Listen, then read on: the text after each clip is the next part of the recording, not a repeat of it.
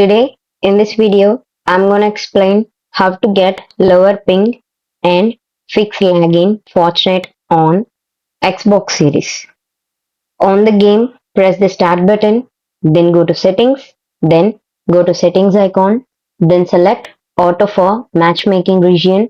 Now press the X button from the controller, then go to home, then go to settings, go to network settings, then click on test NTA type, check the details of your router, then go to advanced settings, then click on DNS settings, then select it as manual, then set 1.1.1.1 or 8.8.8.8 for primary DNS, then set 1.0.0.1 or 8.8.4.4 for secondary DNS.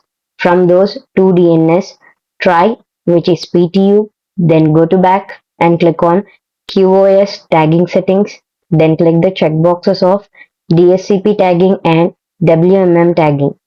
By following the steps, you can fix lagging Fortnite on Xbox Series. This video helped you out, please leave a like and comment down below. If this worked for you, thanks for watching.